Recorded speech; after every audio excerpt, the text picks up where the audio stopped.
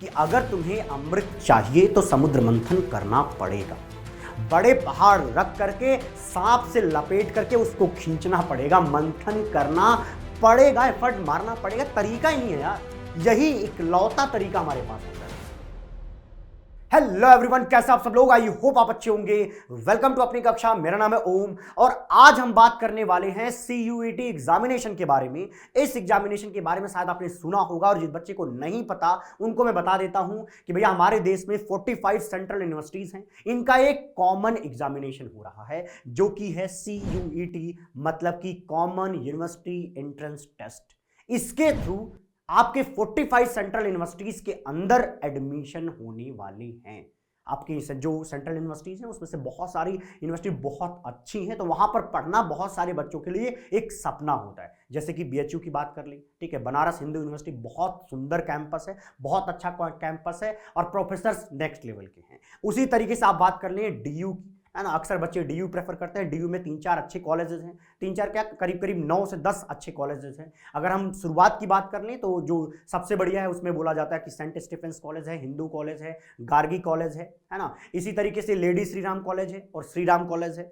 तो इन सब में एडमिशन पाना बच्चों का सपना होता है। अब तक क्या होता था, अब तक क्लास 12th के हिसाब से, क्लास 12th में जो नंबर मिलते थे, परसेंटेज मिलते थे, उनके हिसाब से DU में एडमिशन हो जाता था। हाँ, BHU अपना पहले से ही अलग एग्जामिनेशन कराता था, लेकिन अब की बार सेंट्रल गवर्नमेंट ने इनको मिलाकर के एक एग्जामिनेशन करा दिया कि भैया बच्चे पे ज्यादा प्रेशर ना पड़े, 10 बार उसको अलग अलग यूनिवर्सिटीज के फॉर्म ना भरना पड़े। इसलिए उन्होंने एक प्लेटफॉर्म आपके सामने प्रस्तुत किया है और उसको करा रहा है नेशनल टेस्टिंग एजेंसी NTA, और बनाया भी इसीलिए गया इसको, ठीक है जी। इन्होंने सिलेबस रखा है आपका क्लास 12th की NCERT आपके डोमेन सब्जेक्ट के लिए। भैया ये डोमेन सब्जेक्ट क्या है, तो पहले मैं आपको ये बताता हूं कि आपके पेपर में क्या सेक्शंस दिखने वाले हैं। सेक्शन नंबर 1 के अंदर आपको लैंग्वेज दिखेगा, ठीक है जी। कोई एक लैंग्वेज सेलेक्ट करना पड़ेगा, जैसे मान लीजिए इंग्लिश हो गया एक लैंग्वेज आपके लिए, ठीक है। उसी तरीके से आप सेक्शन नंबर 2 में आ जाइए, वहां पर कोई डोमेन सब्जेक्ट होगा। डोमेन सब्जेक्ट में क्या है, जैसे फिजिक्स, केमिस्ट्री, मैथ, बायोलॉजी, ये आपको पढ़ना और करना होगा। इसके बाद हम थर्ड सेक्शन की बात करें तो वो है जनरल एप्टीट्यूड टेस्ट। यहां पे ना थोड़ा सा जनरल नॉलेज के बारे में पूछेंगे, मतलब आपको यहां पे थोड़ी रीजनिंग के बारे में पूछी जाएगा, बेसिक मैथमेटिक्स लगाना सिखा मतलब पूछा जाएगा वहां पर एग्जामिनेशन के अंदर। तो ये एक फुल पैटर्न आपके सामने मैंने प्रस्तुत कर दिया है, ठीक है। तो इसकी तैयारी कैसे करें, इस समय बच्चे के लिए सबसे बड़ा सवाल तो यही है, कहां से पढ़ें, इसका सीक्वेंस कहां से लाएंगे, क्या आएगा, कौन अच्छा तैयारी करा पाएगा। तो मैं बता देता हूं आपको, आपके प्यारे अपनी कक्षा ऐप पर हमने ये कोर्स लॉन्च करा हुआ है जो कि 8 तारीख से हम शुरुआत कर रहे हैं, 8 मई से। वहां पे हम आपको फिजिक्स, केमिस्ट्री, मैथ, बायोलॉजी, उसके साथ साथ इंग्लिश और उसके साथ साथ जो ये जनरल एप्टीट्यूड टेस्ट वाला है ना, जो थर्ड सेक्शन था, उसका भी कंप्लीट मतलब कि फुल पैकेज देने वाले हैं। मतलब हम भैया पूरा अच्छे तरीके से पढ़ाने वाले हैं। ये सब कुछ आपको रिकॉर्डेड फॉर्मेट में मिलेगा। ये बताना आपके लिए इसलिए जरूरी है क्योंकि रिकॉर्डेड फॉर्मेट में हम कम टाइम में ज्यादा चीजें कवर कर पाएंगे। अगर हम लाइव क्लासेस लेते तो एक तो सिलेबस पूरा होने में दिक्कत और आपको इतना टाइम नहीं मिलता कि आप उसकी प्रैक्टिस कर पाए अच्छे तरीके से, तो इसलिए हमने इसको रिकॉर्डेड फॉर्मेट में रखा हुआ है। तो अगर आप इनरोल करना चाहें और आपको लगता है कि आप BHU में पढ़ना चाहते हैं, आप सेंट स्टीफेंस में पढ़ना चाहते हैं, सेंट जेवियर्स में ही सेंट लोयोला कॉलेज में पढ़ना चाहते हैं, लोयोला कॉलेज में पढ़ना चाहते हैं, इसी तरीके से एक कॉलेज है फर्ग्यूसन कॉलेज, ये सब अच्छे अच्छे कॉलेज जिनका मैं नाम ले रहा हूं, इनमें अगर आप पढ़ना चाहते हैं तो निश्चित रूप से आपको ये एग्जामिनेशन देना चाहिए, ठीक है जी। तो उसके लिए आप जाकर के बैच में एनरोल कर सकते हैं। अब हम इस सवाल को डिस्कस करना चाहते हैं कि भैया JEE और नीट का जो हमारा एस्पिरेंट है, क्या उसको CUET देना चाहिए या नहीं देना चाहिए। इसको मैं लॉजिकल वे में अच्छे तरीके से समझाने वाला हूं। तो देखो भैया, जो हमारा JEE और नीट है, देखिएगा JEE और नीट है, उसकी यहां अगर हम बात करें तो ये देखो एक सर्कल मैंने आपके सामने प्रस्तुत किया है। ये सर्कल आपको क्या बताने वाला है, ये जो सर्कल है ना, ये समझो कि ये JEE एडवांस के लिए मैंने लिखा हुआ है। JEE एडवांस के सबसे बड़ा सर्कल हमने किसके लिए बनाया, JEE एडवांस के लिए बनाया है। क्या कि इनका इस एग्जामिनेशन का लेवल हाई है, तो हमने इसको इस तरीके से बड़े सर्कल में बना दिया। इनका सिलेबस थोड़ा बड़ा है। एक्चुअली क्या होता है कि अब की बार तो पहले ऐसा हुआ करता था कि JEE एडवांस का थोड़ा सा पार्ट अलग था, बट अब की बार उन्होंने NCERT जिस तरीके से अपना पैटर्न रखता है वही पैटर्न JEE एडवांस का भी रख दिया गया। हाँ, निश्चित रूप से लेवल तो यार JEE है तो अपना रखेगा ही। अब देखिए इसके अंदर आता है, यहां पे देखिएगा, यहां पे आता है JEE मेंस और नीट, दोनों को मैं एक जैसा ही मानता हूं, ठीक है जी। Mains and NEET. ऐसा मत सोचना कि दोनों में से कोई आसान है कोई कठिन है।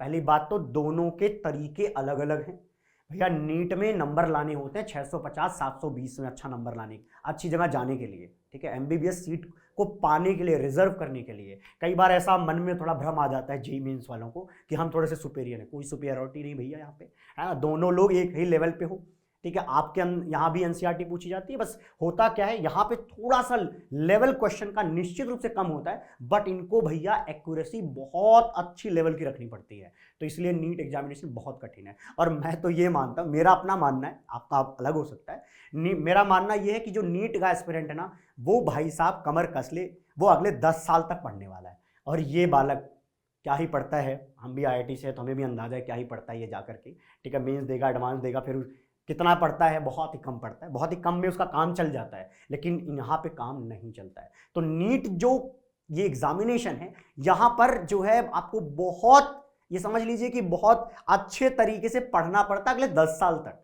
अगर आप पढ़ते हो तब जा करके आप एक बहुत ही अच्छा डॉक्टर बन पाते हो, ठीक है जी। चलिए, ये तो ऑफ द ट्रैक थोड़ी बात हो गई। अब बात कर लेते हैं, देखिए ये एक्चुअली हमारा CUET है। अभी जो मैंने बनाया है ये CUET है। मैं क्यों कह रहा हूं ये लाइन, पता है मैं क्यों कह रहा हूं ये लाइन? क्योंकि यहां पर तो क्लास 11th प्लस 12th पूरा कोर्स आता है, class 11th plus 12th course आता है।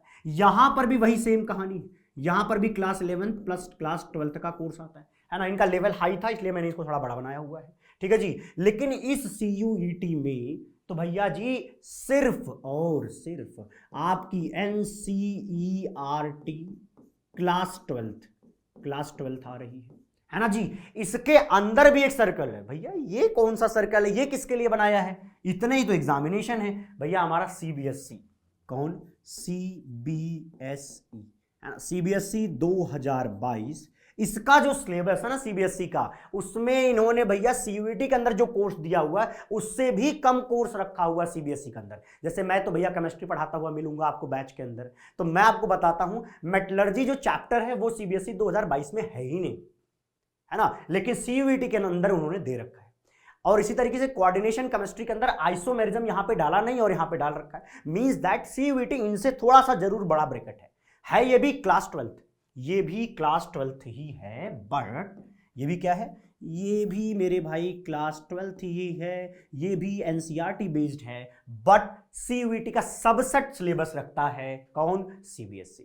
तो भैया मेरे एक बात बताओ, अगर आप नीट के एस्पिरेंट हो, मतलब आप इस बड़े सर्कल के सिलेबस को इस समय पढ़ रहे हो और प्रैक्टिस कर रहे हो। अगर हम डोमेन सब्जेक्ट पर थोड़ा स्पेसिफिक चिपक जाएं तो मैं आपको बताऊं ये तो सबसेट है। आपने अगर नीट की प्रिपरेशन करी, इनकी तैयारी आपकी अपने आप हो गई। और मैं आपको बता देता हूं इनका लेवल भी, जो CUET का लेवल होने वाला है वो लेवल नीट के लेवल के आसपास होगा, है ना। नीट से थोड़ा सा कम होगा या नीट लेवल के आसपास ही होने वाला है। ये आपको दिखाई देने लग जाएगा क्योंकि उन्होंने सैंपल पेपर अभी अपलोड करे थे, तो उससे हमें अंदाजा लग गया कि हाँ निश्चित रूप से ये नीट लेवल पे कहीं ना कहीं CUET आ रहा है आपका।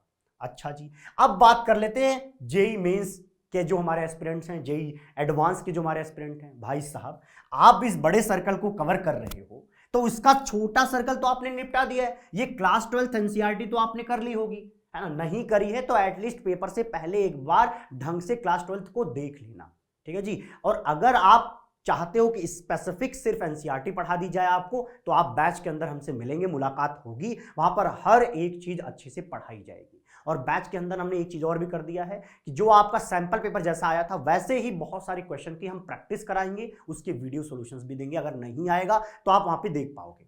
इतनी बात समझ में आ गई है? तो मेरे भाई एक बात बताओ, ये कॉमन सेंस है, मेरे बताने की जरूरत नहीं है। अब आप खुद सोच के देखो कि अगर आप नीट एस्पिरेंट हो तो आप ऑलरेडी CUET की तैयारी कर रहे हो, और वैसे भी नीट का बच्चा तो NCERT की लाइनें से मार्क करके पढ़ता है ना। मेरी एक स्टूडेंट थी सौम्या, उसकी मतलब हमने जब NCERT देखी थी, वो बायोलॉजी, केमिस्ट्री, फिजिक्स तो उसने नहीं पढ़ा था, लेकिन केमिस्ट्री और बायोलॉजी दोनों के भाई साहब मैं तुम्हें बता दूं, अगर मुझे वो बुक मिल जाती पढ़ने को तो मैं पढ़ नहीं सकता था। उसने उसमें पता नहीं क्या ही बना दिया था, बट हाँ निश्चित रूप से वो उसको समझ आता था, उसके लिए वो फायदेमंद था। तो भैया तुम तो पहले ही पढ़ चुके हो। मेंस वाले भाई साहब लोग, आपको तो केमिस्ट्री वैसे भी पढ़नी होती है, एनसीईआरटी तो एटलीस्ट चिपक करके एक एक लाइन शब्द पढ़ना होता है, पहले समझना होता है, बाद में एनसीईआरटी की हर एक लाइन पढ़नी होती है। ठीक है जी, समझ में आ गया। तो मेरे भैया सीधा सा जवाब है कि क्यों नहीं देना भैया, देना चाहिए, है ना। तो इसका सबसेट पार्ट है, कुछ अलग नहीं पढ़ना, जो अलग पढ़ना है वो थोड़ा है, वो थोड़ा क्या है वो मैं समझाता हूं। हाँ, निश्चित रूप से इसके लिए एफर्ट लगाना पड़ेगा। देखो भाई, मैं हर बार ये बोलता हूं कि अगर तुम्हें अमृत चाहिए तो समुद्र मंथन करना पड़ेगा, बड़े पहाड़ रख करके सांप से लपेट करके उसको खींचना पड़ेगा, मंथन करना पड़ेगा, एफर्ट मारना पड़ेगा। तरीका ही नहीं है यार, यही इकलौता तरीका हमारे पास होता है। ठीक है जी, तो समझ लीजिए, अमृत चाहिए तो निश्चित रूप से करना पड़ेगा। अब अमृत क्यों चाहिए भाई, अमृत कहां मिल रहा है सर, सीयूईटी कौन सा अमृत दे देगा, बता देता हूं मेरे भाई। देखो, आपका जो जेईई मेंस है उससे आप कहां कहां जाते हो, आप जेईई एडवांस के लिए एलिजिबल हो जाते हो, और इसके बाद आप एनआईटी के अंदर जाते हो, इसके बाद ट्रिपल आईटी के अंदर चले जाते हो। ठीक है जी, तो अगर मैं सबको मिला दूं, आईआईटी, एनआईटी, ट्रिपल आईटी, इन तीनों को कंपाइल कर लूं, तो भैया जी पूरा जो सीट बनता है वो करीब 33,000 बनता है। तो 33,000 सीट के अंदर आप जाओगे ठीक ठाक कॉलेज में। ठीक है, इतने बच्चे हो गए, 33,000 बच्चे हो गए, अच्छी बात है। नीट एस्पिरेंट्स करीब करीब ये भी 35,000 बच्चे जो है ठीक ठाक जगह पे चले जाते हैं। मान लिया भाई 70,000 बच्चे मान लेते हैं, है ना, 70,000 बच्चे चले गए। लेकिन एक बात सोच को देखो, केवल सीबीएसई इकलौते सेंट्रल बोर्ड के अंदर 10 लाख बच्चे बैठ रहे हैं। हमारे यूपी बोर्ड में भैया वहां 8 से 9 लाख बच्चे बैठ रहे हैं, उसी तरीके से हरियाणा बोर्ड में बैठ रहे हैं। भैया जितने स्टेट है उनका अपना बोर्ड चलता है। तो आप सोच पा रहे हो कितने बच्चे हैं हमारे पास, बहुत ज्यादा। और हमारे पास सीट कितनी हुई, हम अच्छे कॉलेज की अगर हम बात करें जेईई मेंस और नीट के थ्रू एडवांस तक को मिला के, तो हमारे पास अच्छी सीट चलो लेकर के 1 लाख हुई। 1 लाख बच्चा ठीक ठाक जगह चला गया, है ना, क्योंकि होता क्या है, जेईई मेंस के थ्रू बहुत सारे प्राइवेट कॉलेजेस भी अच्छे हैं, नीट में भी बहुत सारे प्राइवेट कॉलेजेस अच्छे हैं। तो 1 लाख बच्चा ठीक ठाक जगह, बाकी कहां जाएगा, बाकी क्या करेगा, बाकी क्या करेगा, रियलिटी है ये, रियलिटी चेक है, खुद से पूछो। इसलिए एक प्लान बी तुम्हारे लिए तैयार हो जाएगा। अगर आपका खुदा ना खास्ता, भगवान करे तुम्हारा सिलेक्शन हो, लेकिन सर्वसत्य यह है कि सीट लिमिटेड होने की वजह से सबका सिलेक्शन नहीं होना है, सबका सिलेक्शन नहीं होना, लिमिटेड बच्चे जाएंगे। तो भैया जी बाकी लोगों के लिए ये एक ऑप्शन खुला होना चाहिए। और आपके जो एग्जाम देने वाले हो, अच्छा गया तो बहुत अच्छी बात है, मुबारकबाद, आप अच्छी जगह जाइए, जिंदगी में आगे बढ़िए। लेकिन नहीं हुआ तो भैया लाइफ को ट्रैक पे लाने के लिए, घर वालों को ये बताने के लिए कि हमारे पास एक कॉलेज अच्छा है, तो भैया सीयूईटी दे करके हम अच्छा कॉलेज ले लेंगे, है ना। तो वहां से भी हम आगे अपनी जिंदगी बेहतर कर पाएंगे, वहां पर हम कुछ सीखेंगे। बात समझ में आ रही है। इसलिए एक प्लान बी के तौर पर भी हम इसको तैयार कर सकते हैं। उससे क्या होगा, मन में डर नहीं होगा, भय नहीं होगा। आप क्या होगा कि एक ओपन फील्ड में आराम से खेल सकते हो, आपको डर कम लगे, आपको लगेगा ठीक है भाई हमने नीट की प्रिपरेशन करी थी, सीयूईटी हमने बेहतर फोड़ दिया है, अच्छा रैंक लेके आएंगे, अच्छे कॉलेज में चले जाएंगे, एक डर खत्म होगा। मैं ये निश्चित रूप से कह रहा हूं कि एमबीबीएस अगर आपका सपना है तो पूरा एफर्ट लगाइए, जी जान लगा दीजिए, झोंक दीजिए खुद को कि भैया आप 650 से ऊपर नंबर लेके आइए, 600 से ऊपर लेके नंबर आइए, तभी आप सही जगह जाओगे। जेईई मेंस के बच्चों की बात करें तो भैया आपके लिए भी यही कहानी, अच्छा आप परसेंटेज लाओगे, सेलेक्ट हो जाओगे। लेकिन उन बच्चों का जिनका नहीं हो पाएगा, तुम भी ये जानते हो कि कुछ बच्चे ऐसे होंगे, कुछ क्या मेजॉरिटी यही होने वाली है, तो उन बच्चों के लिए एक ऑप्शन चाहिए। ये मैंने क्लियर कर दिया कि जेईई मेंस और नीट वाले बच्चों को ये एग्जामिनेशन क्यों देना चाहिए। भैया देना चाहिए, और क्यों देना चाहिए वो मैं समझा चुका हूं, अलग से ज्यादा एफर्ट नहीं मारना। एफर्ट थोड़ा सा है, वो जनरल एप्टीट्यूड टेस्ट का है और रीजनिंग का है। ठीक है जी, तो रीजनिंग और जनरल एप्टीट्यूड टेस्ट को आप कोर्स में पढ़ेंगे तो आपको वहां पे समझ में आ जाएगा। और जो बच्चा जैसे मान लीजिए आर्ट का है, कॉमर्स का है, तो कई यूनिवर्सिटीज तो केवल लैंग्वेज और जनरल एप्टीट्यूड टेस्ट इन दोनों के नंबर्स को कंसिडर कर रही हैं। तो निश्चित रूप से आपको कोर्स लेने का आपको यहां पे फायदा होने वाला, क्योंकि ये 2 सेक्शन भी आपका कवर हो जाएगा। क्लियर है, यहां तक में कोई समस्या तो नहीं आ रही है। तो भैया बेस्ट ऑफ लक, जिंदगी में आप आगे बढ़िए, मिलते हैं हम आपको बैच के अंदर। Bye bye, take care.